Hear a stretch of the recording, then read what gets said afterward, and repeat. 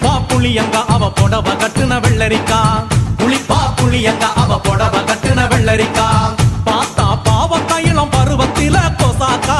பார்த்தா பாவக்காயிலம் பருவத்தில கொசாக்கா சோக்கா நடக்கும் போது சுத்த வேணும் பூசணிக்கா ஆத்தா கண்டெடுத்த அழகான ஜாதிக்கா புளிப்பா புளியங்க அவ புடவ கட்டுன வெள்ளரிக்கா